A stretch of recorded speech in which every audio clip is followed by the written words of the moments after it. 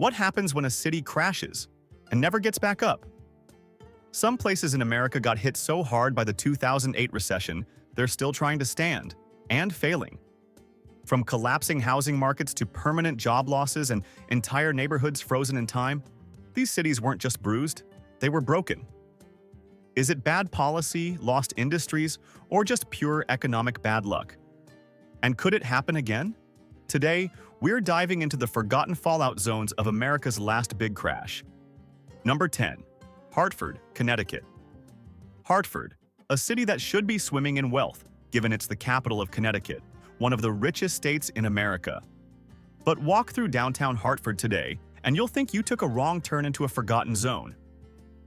Back in the day, Hartford was the place for insurance, nicknamed the insurance capital of the world. Companies like Aetna and the Hartford were everywhere, providing thousands of solid jobs. But when the 2008 recession rolled in, it hit finance and insurance sectors like a sledgehammer. Between 2007 and 2010, the region lost over 13,000 jobs, and the housing market went into a nosedive.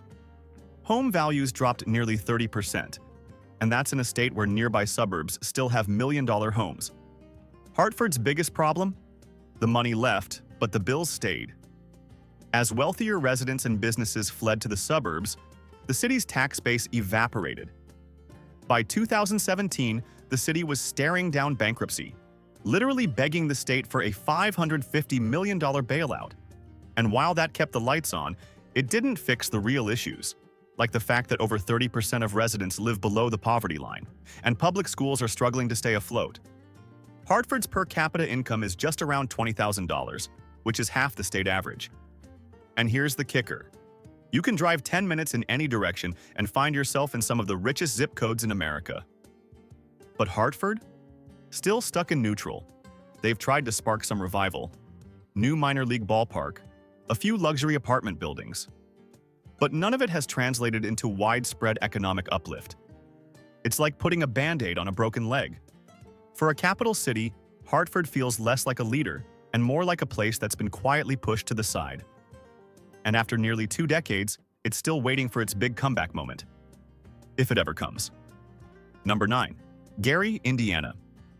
Gary might just be the poster child for what happens when a city is abandoned by its industry, its economy, and eventually, even its own people.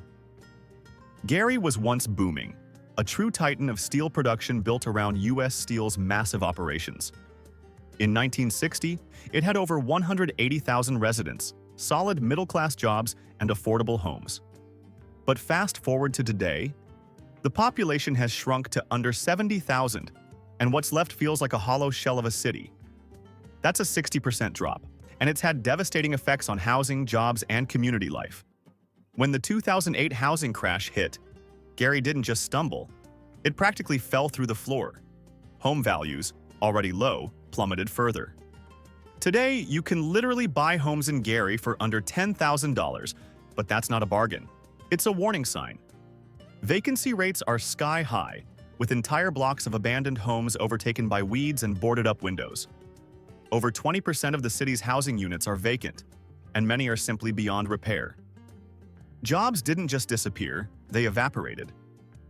Gary's unemployment rate has consistently stayed well above national averages, often double digits, and median household income is under $32,000.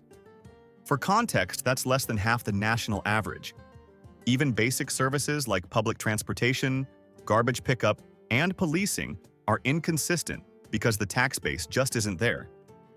Schools are underfunded, and the few new businesses that open rarely stay long. There have been some attempts at revival, a casino here, a minor film studio there, but without large-scale, sustainable economic development and serious investment in infrastructure, Gary remains stuck in limbo. And sadly, being just 30 miles from Chicago hasn't helped at all. The city that once fueled America's steel engine now symbolizes what happens when the economic engine stalls and no one shows up to fix it. Number 8. Fresno, California. Fresno might be smack dab in the middle of California, but it's a world away from the glitz of Los Angeles or the tech buzz of San Francisco. This is a city that's long relied on agriculture and real estate, two industries that got rocked during the 2008 recession. When the housing bubble popped, Fresno's market collapsed almost overnight. At the peak of the crisis, Fresno had one of the highest foreclosure rates in the U.S., with over 7,000 foreclosures in a single year. Entire subdivisions that sprang up in the early 2000s were suddenly filled with empty homes, overgrown yards, and for sale signs that stayed up for years. Today, Fresno's median home value is around $375,000, which sounds okay until you realize it's nearly 8 times the city's median household income, which sits around $49,000. That affordability gap is brutal. And while prices have risen post-recession, they haven't come with higher wages or better job opportunities. In fact, nearly 1 in 4 residents still live below the poverty line. That's over 100,000 people in a city of just 550,000. The job market? Still heavily seasonal and agriculture dependent. Sure, there's some growth in healthcare and education, but it's not enough to lift the entire economy. Fresno's unemployment rate often sits 1 to 2 points above the national average, and a lack of economic diversity means the city is incredibly vulnerable to future downturns. And the housing stock hasn't recovered in quality either. A significant portion of Fresno's homes were built during the bubble years and aren't aging well. Renters also feel the squeeze.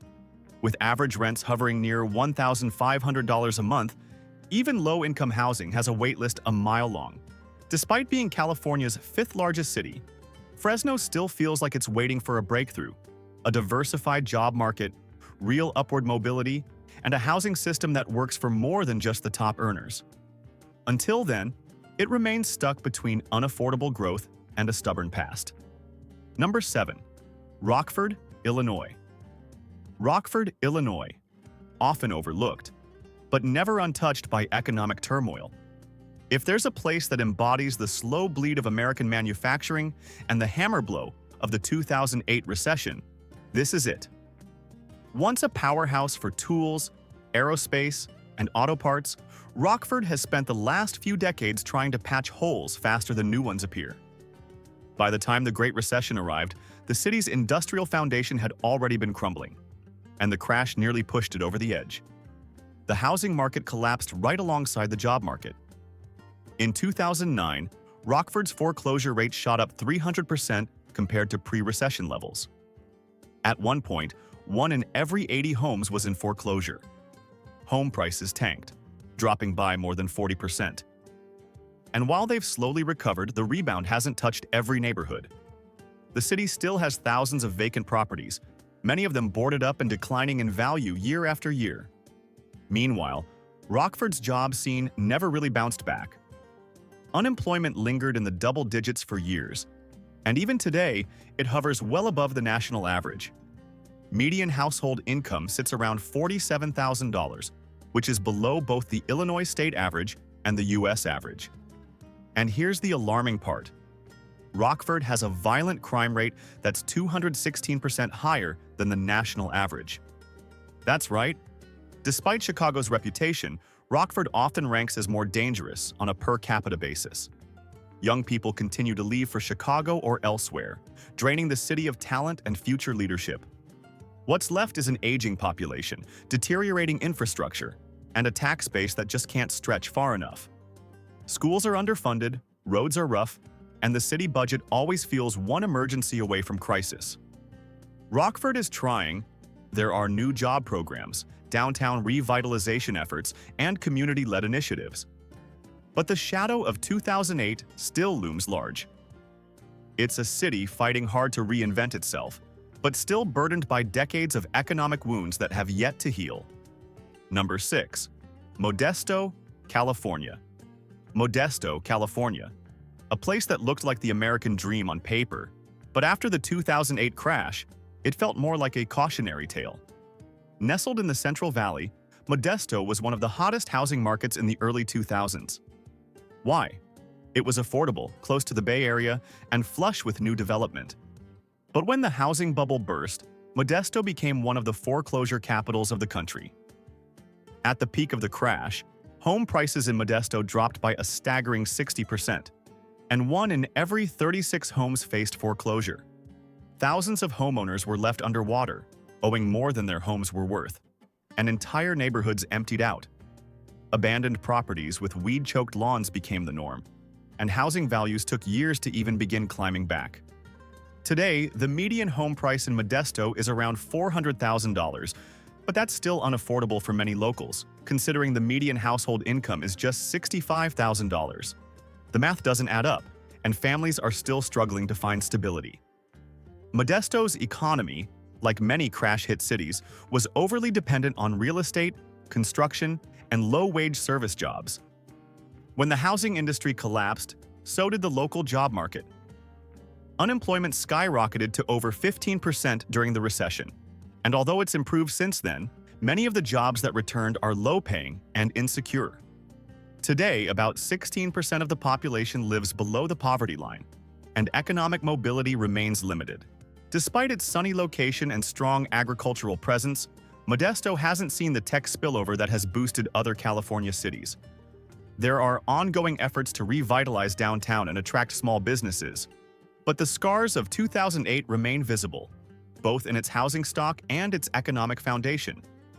It's a city that had big dreams and big growth, but never quite had a plan for when the music stopped. And now, it's still playing catch-up over a decade later. Number 5. Detroit, Michigan. Detroit's story is legendary, and not in the way you want your city to be.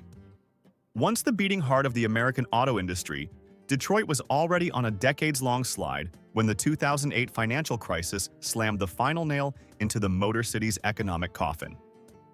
The recession hit just as the U.S. auto industry teetered on collapse. Chrysler and General Motors were bailed out by the federal government, but thousands of workers weren't so lucky.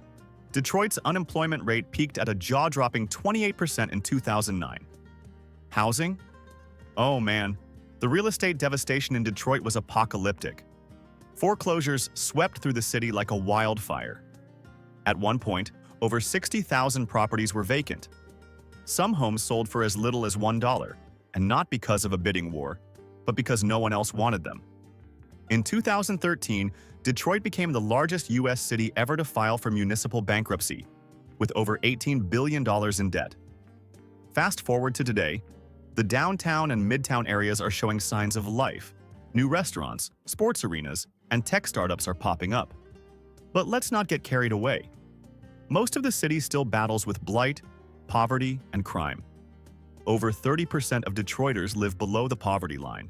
And while the median home price has climbed back to around $100,000, that's after hitting rock bottom.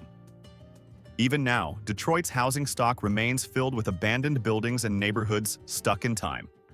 The city's population has dropped from 1.85 million in the 1950s to just over 600,000 today. That's a staggering 67% loss. This demographic collapse has left a massive strain on city services, from schools to sanitation.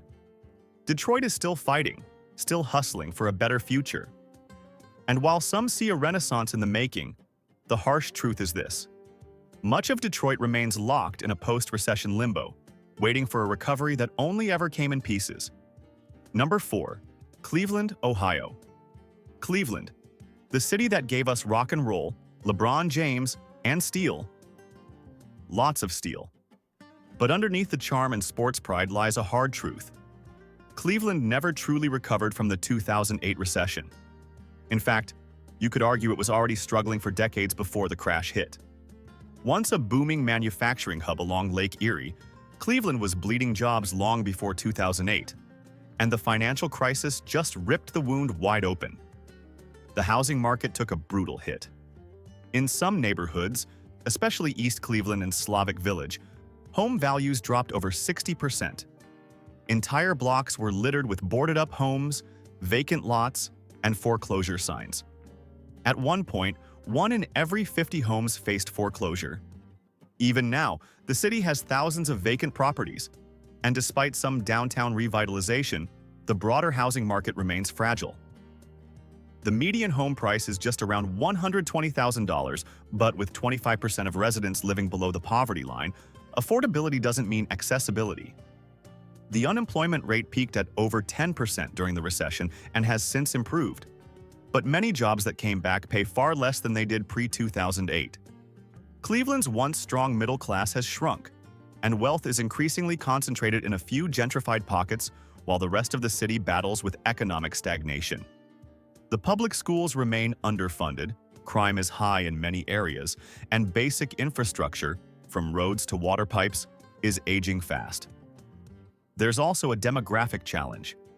Cleveland's population has dropped from nearly 1 million in 1950 to around 360,000 today.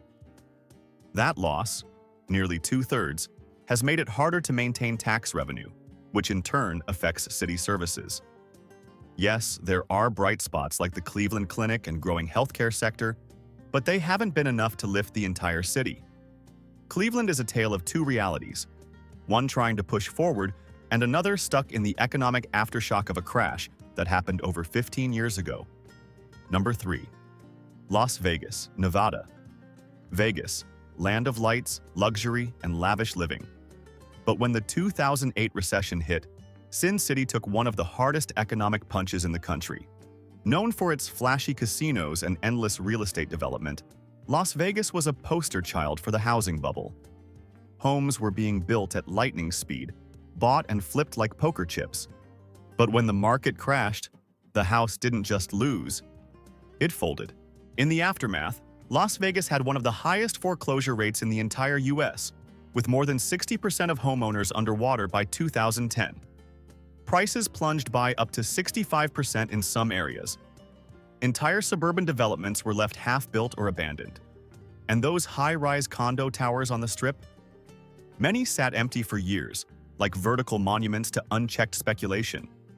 Unemployment exploded, reaching 14.5% in 2010, more than twice the national average. Tourism plummeted as Americans tightened their belts, and with it went thousands of jobs in hospitality, entertainment, and construction. Median household income in Vegas dropped significantly during this period and has only slowly crept back up to around $65,000 today, still trailing behind inflation-adjusted pre-crash numbers. Even today, the city is still feeling the aftershocks. Housing prices have rebounded. The median home now costs about $430,000. But that comes with a twist. Wages haven't kept pace. Many locals are priced out, creating a new affordability crisis in a city once known for being budget-friendly. Homelessness is rising, and rental costs have surged more than 30% since 2020 alone. Vegas has tried to diversify its economy, with some success in healthcare and tech, but it still leans heavily on tourism, and that makes it vulnerable. The glitz of the Strip can hide a lot, but behind the neon lights lies a housing market still marked by volatility and a workforce still scrambling for stability. Vegas may look flashy again, but the cracks from 2008 are still visible, just dressed up with a little more glitter. Number 2. Atlantic City, New Jersey. Atlantic City once promised glitz, glamour, and get-rich-quick dreams, but today, it's more of a cautionary tale. Built on a casino economy and beachfront boardwalks, this seaside town bet big on tourism and gambling. For a while, it worked.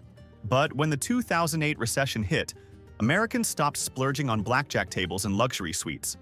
And Atlantic City? It collapsed like a poorly stacked deck of cards. At the peak of the crisis, property values fell by more than 40%, and foreclosures surged. Between 2008 and 2016, 5 major casinos shut down, wiping out thousands of jobs. At one point, unemployment soared above 13%, and the local economy nearly flatlined. In 2016, the city came within days of bankruptcy, prompting a partial state government takeover. That's when things got truly surreal. Imagine your city's financial decisions being handed over to Trenton because your own officials couldn't make the numbers work. Housing? It's rough. The median home price today is just $165,000, well below the national average, but still unaffordable for many residents because more than 30% live below the poverty line. Entire neighborhoods outside the tourist corridor feel abandoned, with empty lots, shuttered homes, and struggling small businesses. Public services have been slashed, schools are underfunded, and crime remains a serious issue. While the city has tried to reboot, legal sports betting, new investments, attempts to expand beyond casinos, the underlying issues remain. Atlantic City lacks economic diversity, suffers from high property taxes, and remains heavily dependent on seasonal visitors. Without reliable year-round industries, it's hard to generate stable jobs and income for locals. And that's the heartbreaker, because AC still has beautiful beaches, rich history, and potential. But until it finds a way to reinvent itself beyond the slot machines and poker chips, it risks staying stuck in economic quicksand. Number 1. Memphis, Tennessee. Memphis is a city with soul. It gave the world blues music, barbecue, and the birthplace of rock and roll. But when it comes to the economy, Memphis has been singing the blues for a long time. The 2008 recession didn't just shake the city, it exposed deep-rooted problems that had been building for decades. And unlike some places that bounced back, Memphis is still trying to pick up the pieces. The housing crash hit especially hard in low-income and minority neighborhoods, where predatory lending had been rampant. Foreclosures skyrocketed, and property values in some areas dropped by over 50%. Even today, you can find homes in parts of Memphis selling for under $50,000, many of them in need of serious repair. The city has one of the highest vacancy rates among major metro areas in the South, and blight continues to drag down entire communities. Job losses were severe, and the city's recovery has been uneven. While FedEx, headquartered in Memphis, provided a lifeline, it wasn't enough to lift everyone. The unemployment rate peaked at over 11%, and while it's come down, many of the jobs that returned are in low-wage sectors. Median household income hovers around $47,000, far below the national average, and more than 25% of residents live in poverty, one of the highest rates in any large U.S. city. Crime is another hurdle. Memphis consistently ranks among the most dangerous cities in America, with a violent crime rate that's more than 3 times the national average. And while revitalization efforts have brought some life back to parts of downtown, most neighborhoods haven't shared in the growth. Memphis has incredible culture, a proud history, and passionate locals. But it's also a city trapped between past potential and present hardship. The 2008 recession didn't just cause a setback, it deepened the divide between Memphis's future hopes and the reality on the ground. For many here, the comeback story is still being written, but the pages are turning slowly.